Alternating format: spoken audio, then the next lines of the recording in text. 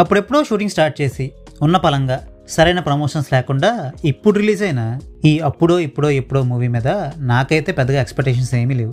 So చాలా మందిలానే నేను కూడా ఈ మూవీ పెద్ద గుణపోయి ఉంటుందేమో అనుకున్నాను. కానీ నిజానికి ఇదంత బ్యాడ్ మూవీ ఏమీ కాదు.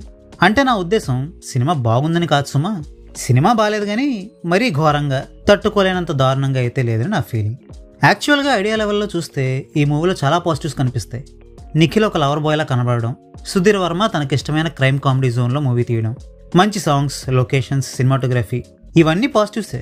కానీ ఎన్నున్నా సరైన స్క్రిప్ట్ లేకపోతే మిగిలినవన్నీ దండగే కదా. అందుకే ఈ సినిమా పరిస్థితి ఇలా అయిపోయింది.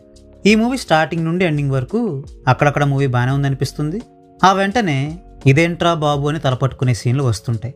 ఇదంతా చూశాక నాకేమనిపించిందంటే, అప్పుడప్పుడు మనం వింటుంటాం కదా, బౌండెడ్ స్క్రిప్ట్ లేకుండా సగం సగం రాసుకుని షూటింగ్ మొదలు పెట్టేశాక ఆ తర్వాత స్క్రిప్ట్ కంప్లీట్ చేయలేకపోతే ఏదో ఒకటి రాసేసి షూటింగ్ అవగొట్టేస్తారని. అలానే ఉంది ఈ సినిమా పరిస్థితి కూడా. ఈ మూవీ ఫస్ట్ హాఫ్లో చాలా వరకు ఫిల్లర్ స్టఫే ఉంటుంది.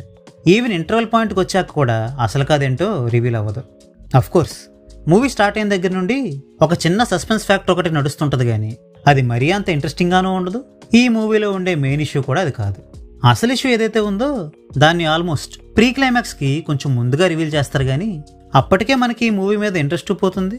ఆ మెయిన్ ఇష్యూ కూడా ఏమంత గొప్పగా ఉండదు. దీంతో ఈ మూవీ అయిపోయేసరికి అసలు ఈ మూవీని మనం ఎందుకు చూసామో, దేనికోసం చూసామో అర్థం కాని అయోమయంలో పడిపోతాం. Performance wise and technical aspects wise అన్నీ బాగానే ఉన్నాయి మూవీలో, కానీ సగం సగం రాసుకున్న ఈ మూవీ యొక్క స్టోరీ వాటన్నిటినీ లెట్ డౌన్ చేసింది. సో ఫైనల్గా ఈ మూవీని నేను మీకు రికమెండ్ చేస్తానా అంటే, నాగవంశీ గారిలా మీరు కూడా స్టోరీ, దాని తొక్క తోలు అవన్నీ మాకెందుకు, థియేటర్లో ఏసీ ఉండి కూర్చోవడానికి మంచి సీట్ ఉంటే చాలు కదా అని అనుకుంటే, ఎలానో ఈ మూవీ మరీ దారుణంగా ఏమి ఉండదు కాబట్టి ఏదో ఒకసారి అలా చూసి వచ్చి ఈ మూవీని, అలా కాకుండా సినిమా బాగుంటుందని ఏవేవో ఆశలు పెట్టేసుకొని ఈ మూవీని చూస్తే మాత్రం ఖచ్చితంగా డిసప్పాయింట్ అవుతారు. So well, that's a wrap on this video. ఈ వీడియో మీకు నచ్చితే వీడియోని లైక్ చేసి మరిన్ని మూవీ రివ్యూస్ కోసం ఛానల్కి సబ్స్క్రైబ్ చేసుకోండి. We will meet you next video. Thanks for watching.